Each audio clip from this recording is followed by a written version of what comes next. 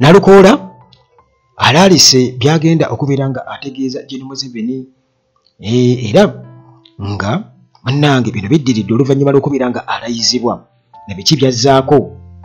Kakati mu ngeri y'okwewuunya nga amagye bwe gali mu kwetonda kuba go geetonze mu butongole lwakubanga ate engeri gye geetondamu galina kye gazizikawo mu makkati awo. Lwaki baakuba abantu b'e Kawempe North? Kuba ne Nalukoola naye kennyini ategeezezza Gen. Museveni ku ebyo ebyagenda mu maaso mu kalulu n'engeri gye yakubwamu.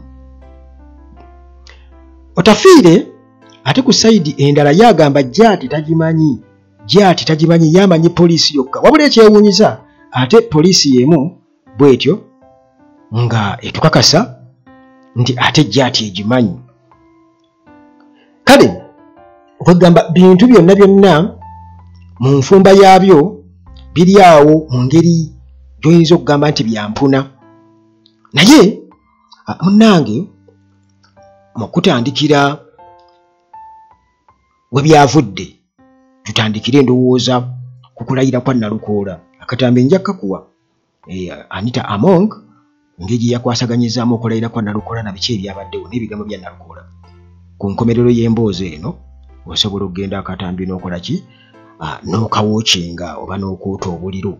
Kakati Nalukoola nga amaze okubeera nga alayizibwa bwe tuba tutandikira, yagambye nti agenda kubeera nga ayanjuluza oba alambika bulungi nnyo a state of affairs eya Kawempe North, ebigenda maaso ebibaddewo n'ebiriwo mu Kawempe North, era ng'agenda kubitegeeza eggwanga.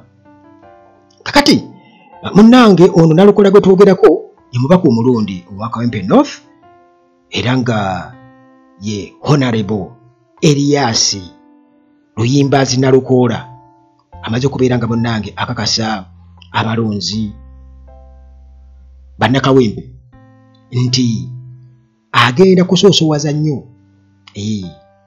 naddala mu kulambika ebyetaago oba ebibaluma ng'abyanjula mu Parliament. Era bw'atyo n'ategeeza, yabadde ayogera ku lunaku lwakusatu, okulayira kwabadde olunaku lwakusatu oluvannyuma lwa sipiika okubeera nga yayanguyizaako oluvannyuma lw'akakiiko k'ebyokulonda okubeera nga kabadde kamaze okubeera nga kawa gazeti nga tewali nsonga yonna. Kati bw'atyo mu boardroom eya sipiika wali mu Parliament, Nalukoola bw'atyo munnange yavuddeyo n'alaga essanyu eri sipiika Anita Among. Kaseera ndowooza nsuubira okuba ndowooza kiseera ak'essanyu kuba kati abantu tusuubira okuba nga ebiddako lwaki kino lwaki kiri lwaki kino lwaki kiri nga bitera okubeera mu Parliament. Naye kakati kano akaseera kabadde ka ssanyu era Nalukoola yaleze essanyu ng'era bwali omusajja simple man eri sipiika wa Parliament n'obukulembeze bwa Parliament bwonna kubanga babadde bamwaniriza ng'era omusajja omuganda nti kyankola kiri mu butonde omuntu okubeera nga bw'oyanirizibwa ate toteekako gulume face ne bw'oba opretendinga waakiri era n'olulimi lw'okozesa luba olwo ng'omugonjufu omuganda kati olina okwogera mu njogera nga kwegamba eri eraga nti bannange nga nsanyuse naye tulinda a few moments later nze ze ntera okulinda. Kakati munnange waliwo mukwano gwange omu yaŋŋamba nti tayagala kuwasa mukazi muganda nti olw'okuba nti senga mbo basenga wano mu Buganda nti basomesa abawala mbu okupretendinga mu kisenge kati ye tayagala kuwasa mukazi muganda mu kubanga babeera babimusomesa busomesa byonna byakola nga mulimu wayase. Yagamba emisajja northern eyo yagamba nti bwe basenga babategeka ne babagamba okola bwoti. Kakati ne Nalukoola yabadde alina okubeera nga yes ayogera mu ngeri tugambe ekkirizika nga gwe baaniriza, naye nkugambye tulinda a few moments later.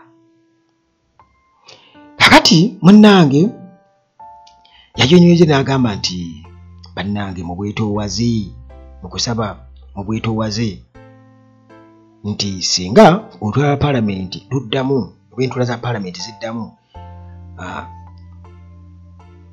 nja kuba oba nsaba mpeebwe akaseera okubeera nga njogerako eri babaka bannange mu paalamenti wamu n'eggwanga lyonna nsobole okubeera nga mbategeeza ebifa e Kawempe constituency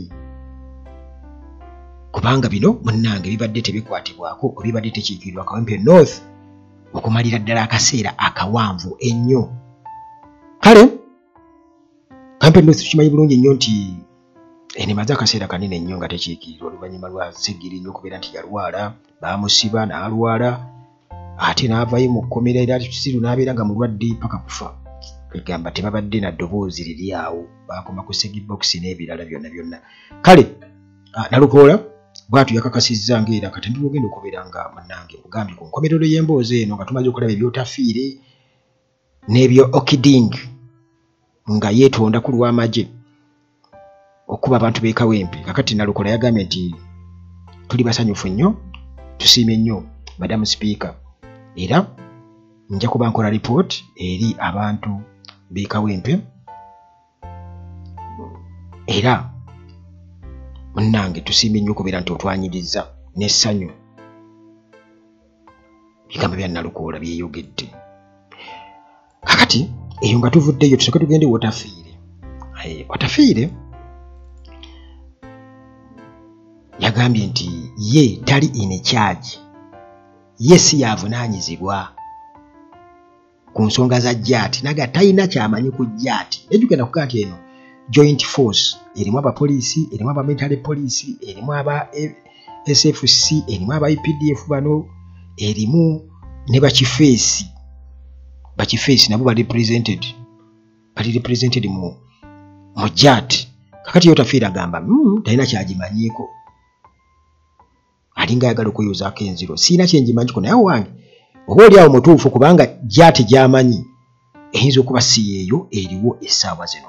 Kakati ono ye Internal Affairs Minister Major General Kahinda Wotafiire yeegaanye obuvunaanyizibwa ku bikolwa byonna ebya Joint Anti-Terrorism Task Force.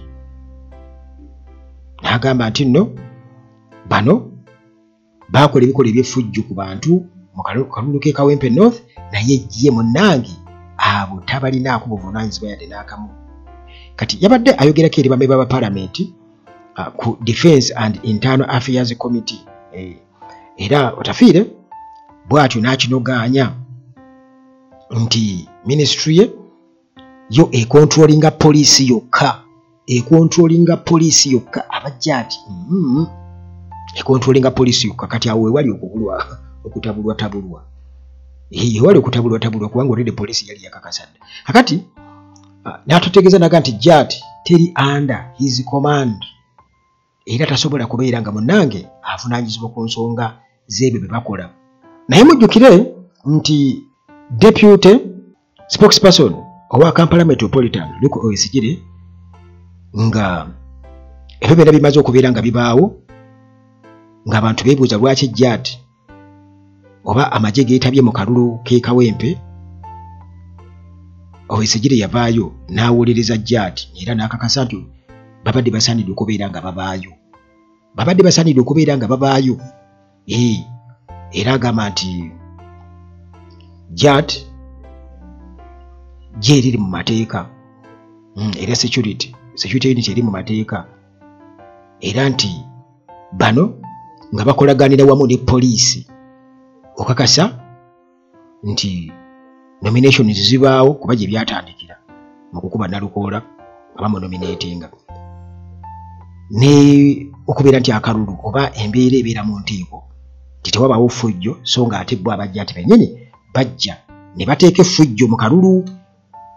Okiding ku sayidi ey'amagye kye yatutegeezezza yatugambye nti nno kino kyajja oluvannyuma lwa provocation nti okusoomooza okuva ku sayidi ya NUP oba eya opposition nti be baasoomoozanga amagye violence eyo neebawo ne babakuba kwegamba nti omusango baguteeka ku bantu nti baprovokinga. Nalaba ne ne omukulu Kazimba Mugalu bamuwa level naye yayogera temuprovokinga magye bwe bityo temugeza kusoomooza magye abantu ne bamutegeeza muganda gwange wali badde ofa ku nsonga ezikukwatako kirabika bino bikoze eki bikususse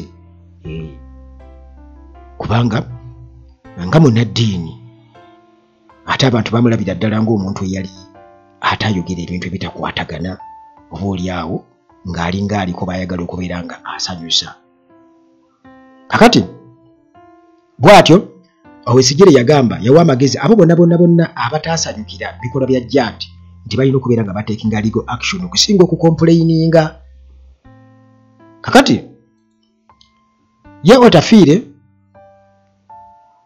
ye bino abyesamba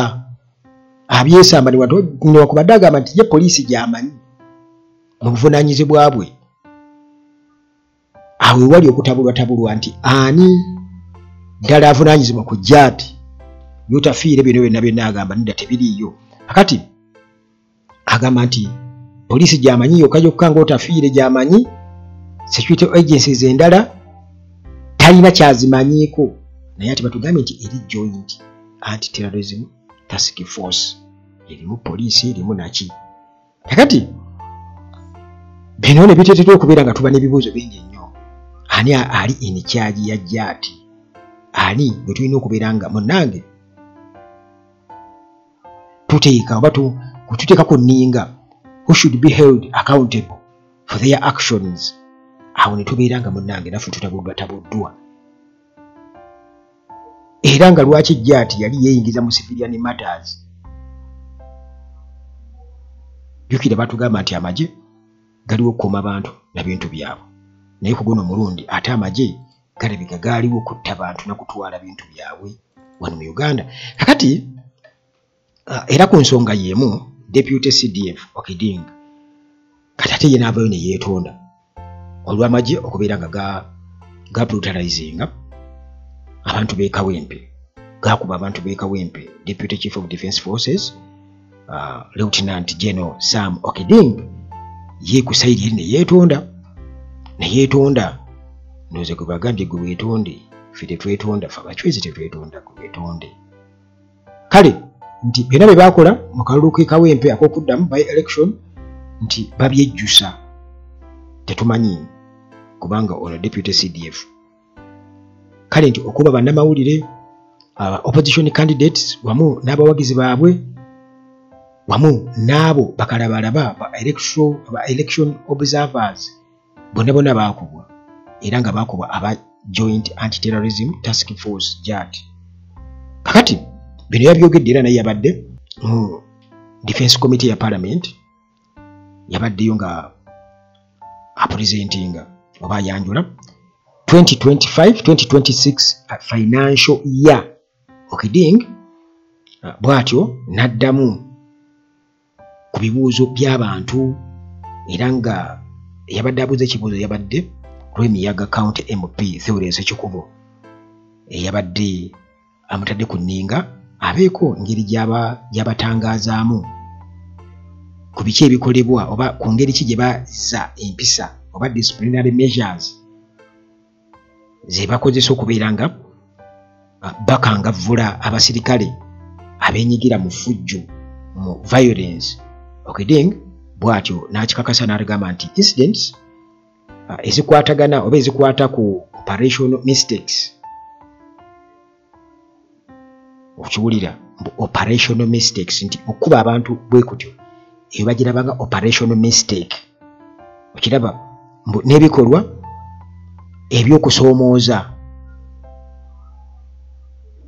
bw'agamba nti operational mistakes and acts of provocation kati operational mistakes ze z'abasirikale ensobi nga bali mu operation mu bikwekweto kati ate ayogera ku provocation okukyokooza si kusoomooza wala okukyokooza oba okusosonkereza ke kw'abantu mwe aba opposition kagamba babigatta bwamu nti operational mistakes and acts of provocation okiraba era n'agamba nti ebyo byonna nti si bikolwa biri wansi wa mpisa z'amagye era babivumirira ng'amagye nti babivumirira.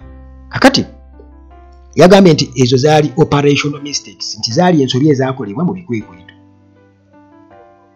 ezaaliwo oluvannyuma, nti ezaava yagamba those were operational mistakes that occurred out of provocation, nti ezo zaali ensobi ezaakolebwa mu kikwekweto naye nga ekyazireeta kusosonkereza.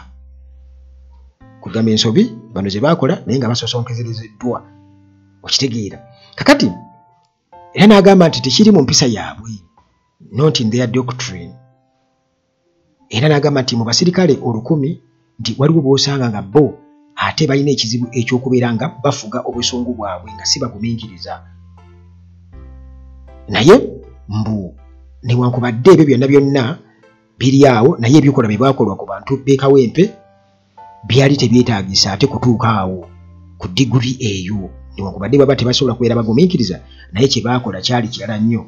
Kakati bw'atyo n'ayongera okubeera ng'akakasa akakiiko aka Parliament ng'agamba nti waliwo disciplinary committee already emaze okubeera nga eteekebwawo okubeera ng'enoonyereza ku nsonga eyo, era nti abamu ku abo abali implicated ba officers abali mu nsonga eyo abaanokolwayo oba be baasobola okubeera nga banokolayo, jjukira nti abaana babakwata feesi bazirina already nga bakuba abantu kibooko, nti abo bonna abali implicated bagenda kubanga already nti babakutte dda. By the way agamba nti babakutte dda, bali arrested.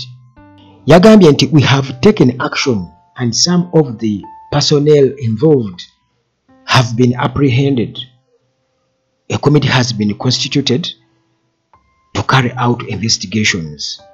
Okiding bwati byatutegeezezza.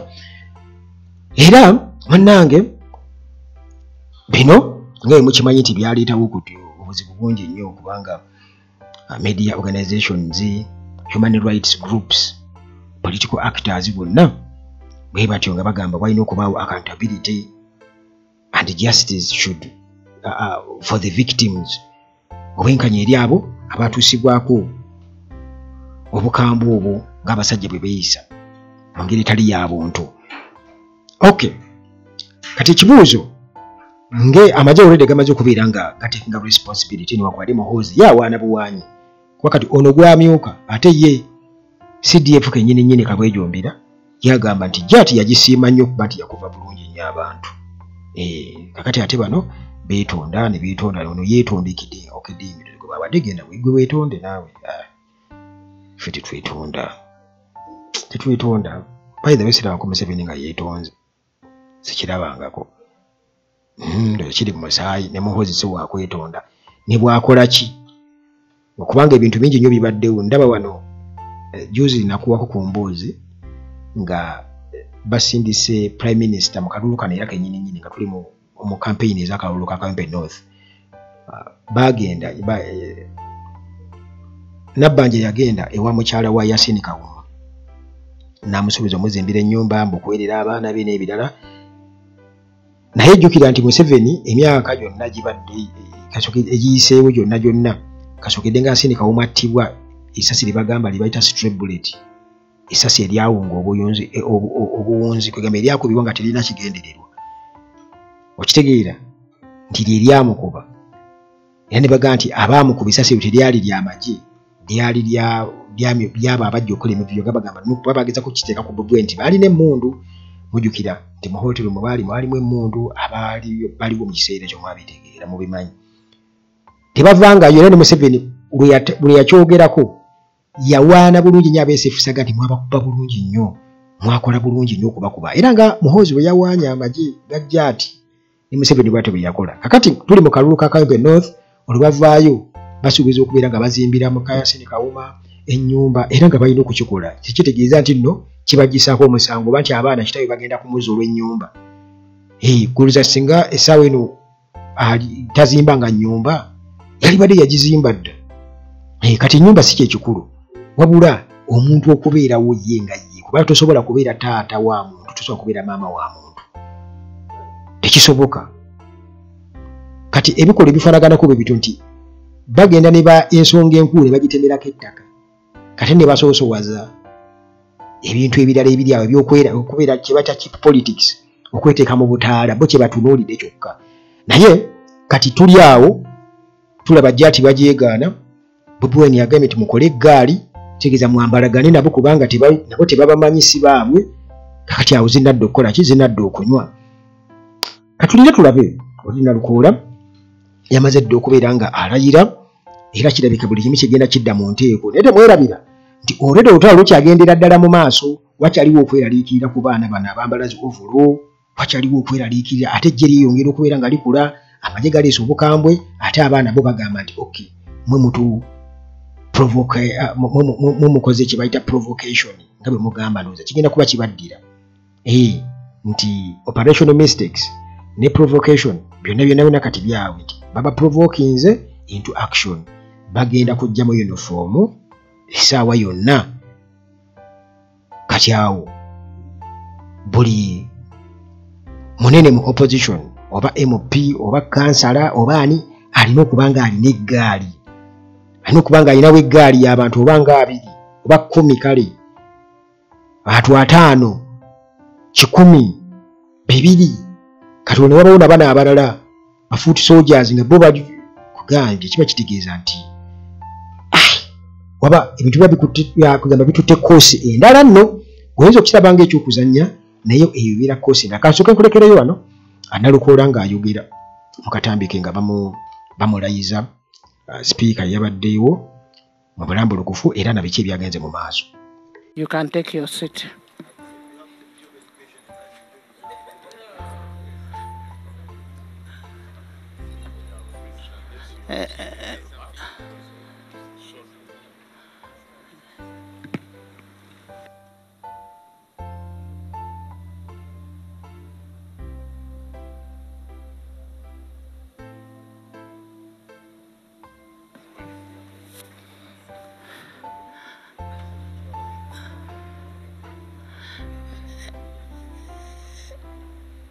I have been requested that I should give you to make a maiden speech, but you can just greet the people.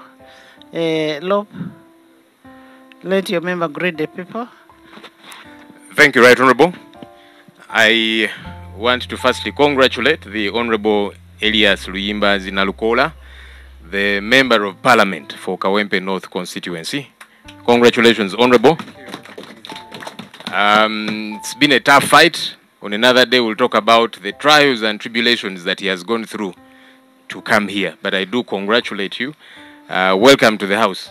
It's tough on this end, but we are tough. Honourable Speaker, with your permission, the Honourable Member could say something. Thank you. Thank you. Please help. Madam Speaker, I thank you for this latitude. Madam Speaker, I do associate myself with the protocol as it was alluded to by you, Right Honourable Speaker. Madam Speaker, I'm so grateful that you have expedited this process upon receiving the Gazette. Indeed, the people of Kawempe North Constituency are so happy that their elected member of parliament is now assuming his duty and ready to execute the mandate. Madam Speaker, I came with my wife, Nansuksa Shakira, and one of my children, Alma, my father, Haji Serugoti Swaib, my leader, Haji Nasa Chibirige Takuba, the former chairman of Kawempe Division.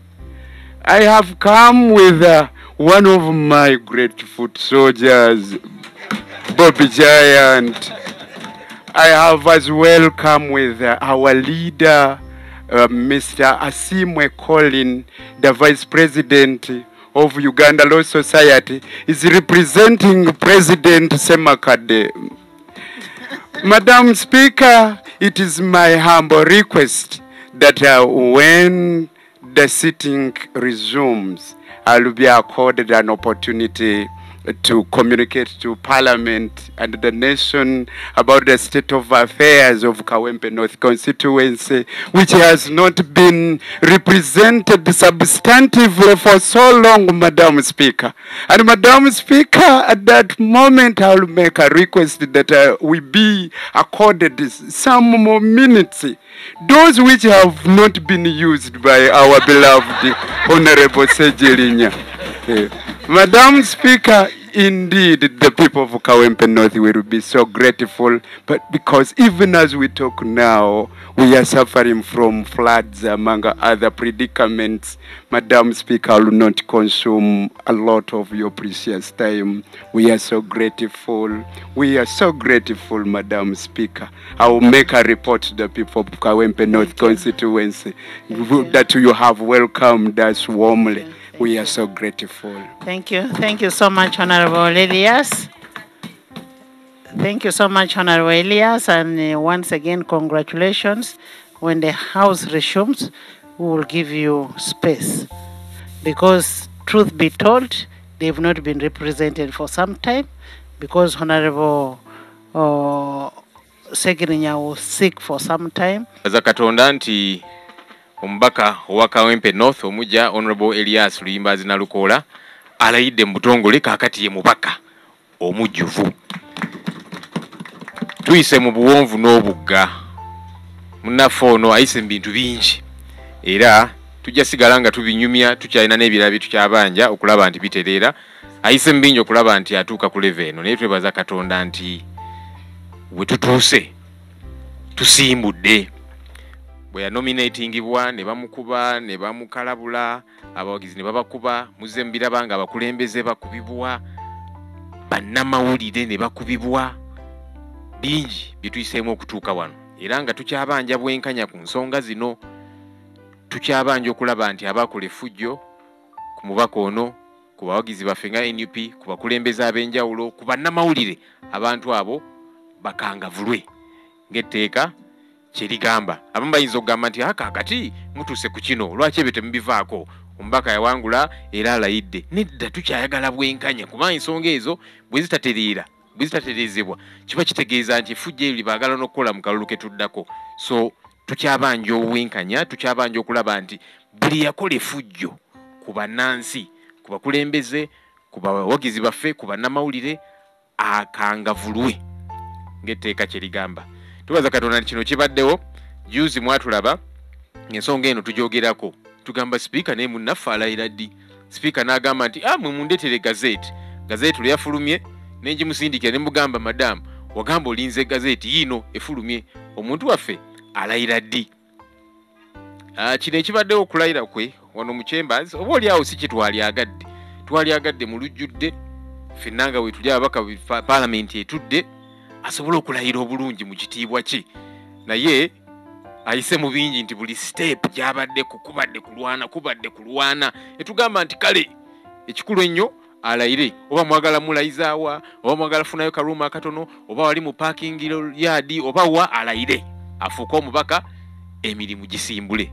Kaakati tusimbudde sebo tukuyozaayoza abantu bakuyinamu nnyo essuubi Honorable Nalukoola nnyo nnyini ddala tulina essuubi nti tojja kubayiwa nti ojja kubaweereza wano mu Parliament tubeera mu ntalo guli musajja mulwanyi namige kulinamu nnyo essuubi ne bannange nti ojja kulwana entalo z'olina okulwana n'okuweereza abantu ba Kawempe North mu bbanga lino ettono erisigaddeyo. Sebo tukuyozaayoza njagala kwebaza akulembeze baffe Deputy President owa NUP Honorable Muhammad Muwanga Kivumbi sebo webale kubeerawo ne bituyiseemu mu kalulu byonna ne bakulembeze bannange abaka ba NUP abali wano tulina n'abalala abatwegasseeko wa DP tubadde Honorable Kayondo abalina mbaduse kubanga babaddewo wano mbalabe wano nga bapondoose balino si bakateshumbwa babaddewo nga ndowooza abatumye mugende mukakase nti bya ddala oba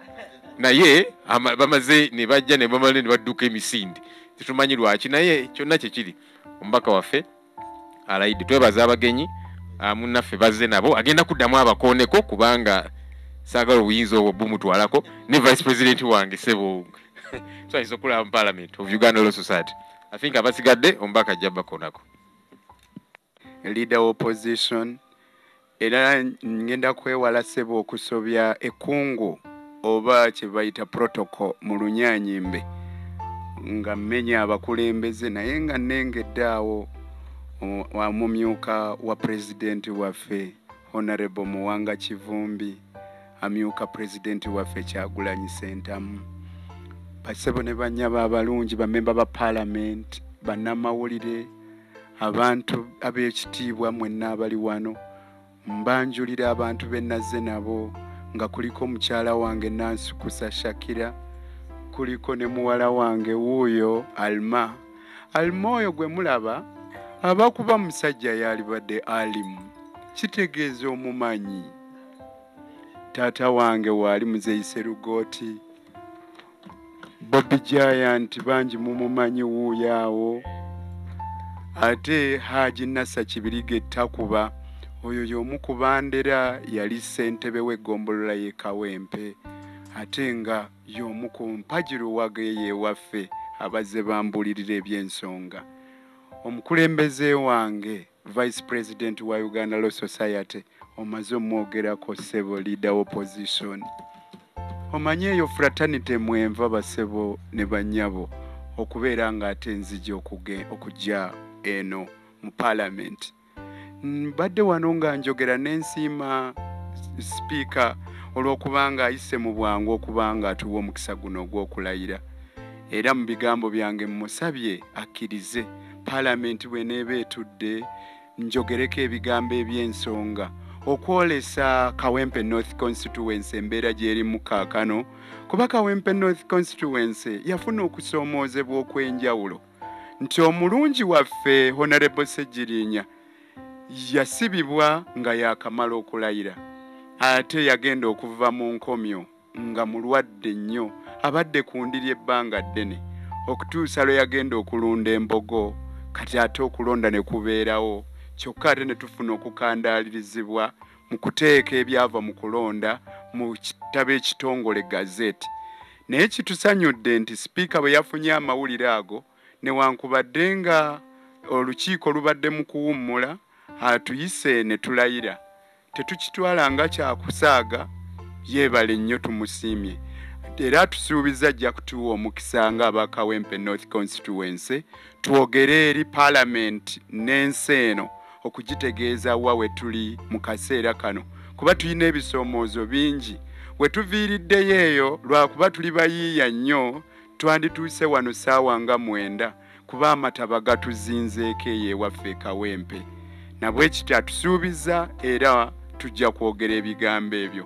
kankozesa omukisa guno okwebaza bammemba ba parliament abali wano mwebale nnyo mwebalire ddala olw'okwewaayo kwe mukoze ne bannammwe abatasobodde kuba wano mu kiseera nga tunoonya akalulu mu kiseera nga tukuuma akalulu n'okulaba bino byonna nga tubituukako neebaza nnyo bannamawulire olw'okubanga mirimu gyammwe gibadde gya nsonga giba kubanga si gya nsonga temwalifunye kusoomoozebwa okwo kwe mwafuna naddala abo abaalumbibwa agavubuka gakawuula n'abakwata mmundu abalina obuvunaanyizibwa okubanga be bakuuma eddembe ate nga be balinnyirira eddembe bwe naaba nfunye omukisa mu ngeri entongole ndibuulirako ku General Museveni kuba mmanyi nti atera okwemulugunya abantu bangi abajja gye ndi nga baŋŋamba tasanyukira kigambo kya kumuyita dictator oba naakyemalira naye bwe naaba nfunye omukisa nja mubuulira nti yenze oyo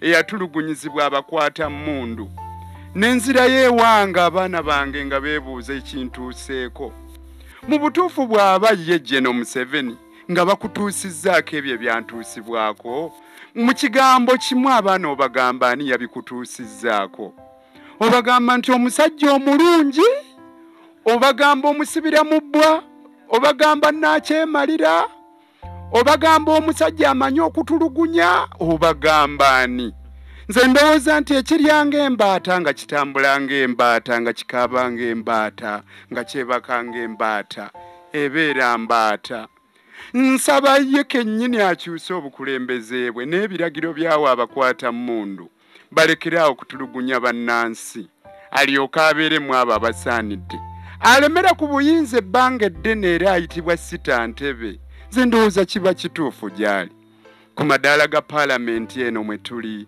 we yayimirira n'agamba nti nno yeewuunya omuntu abeera mu buyinza n'aweza emyaka 10 ate n'asigala ng'akyayagala okufuga banne bwe yatuuka n'akyusa nga Napoleon bwe yayogera mu maka g'abawansolo n'agamba nali ntegeeza oyo akikola nga tafunye mandeeti y'abantu naye ate bwe tujja okuvuganya ate ne tutulugunyizibwa kyewuunyisa oba ddala mandeeti y'abantu agifuna mu nfuna entuufu mandeeti y'abantu nze ndowooza alina gifuna ng'ayita mu demokrasiya ng'oyo asinze yalangirirwa nga tewali kutulugunya balala nga tewali kulumbagana bannamawulire nga tewali kuleeta bululu buwedde kutiikinga kujja nabo mu polling station obuyiwemu nga tewali kuleeta mmundu zizisa byalo ewali abalonda abakutte peeni n'akapapula Jeno Museveni bw'onooba owulidde bino bye ŋŋamba bifumiintirizeeko ekirala fumiintiriza ku bikolobero ebikolebwa abasajja bo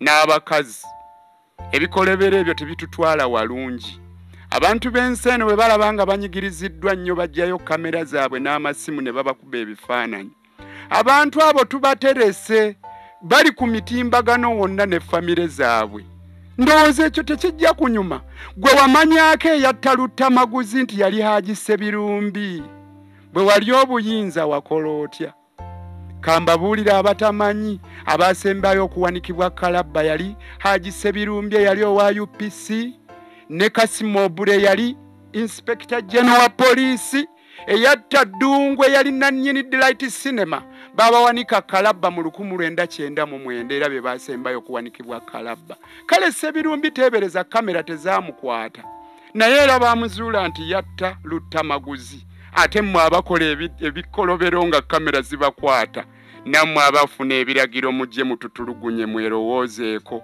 mulowooze ne ku bantu bammwe si kye twalyagadde tugendemu naye tulowooza nti Jeno Museveni kola ekisaanidde ng'obudde bukyali olekeraawo okutuliisa akakanja okuwakanya si musango ate tujja kusigala nga tukuwakanya ebbanga lye tunaamala nga tulaba ng'okola ebitajjansa mu ggwanga lyattu tulina ebbeetu okwogerera mu nsi yaffe n'okwesimbawo abaana b'omu geta abavubuka mbagamba ekigambo abanaaba bampulidde mulekeraawo okulowooza okusaba bannabyabufuzi abali mu buyinza tutetenkanye twekolerere tewali kijja kuvaamu mu kusabiriza twekolere tusale entotto tuwulire amaloboozi agatuwa essuubi n'ago agatukubiriza okukola tusale entotto tusale amagezi engeri gye twegaggawazaamu nga tetuli mu kusabiriza abatunyigiriza buli lwe tubasabiriza tutuuka ne tukola ebyambyona eri ensi eno ng'agavubuka ago g'olaba agamu agaaleetebwa okwonoona e Kawempe North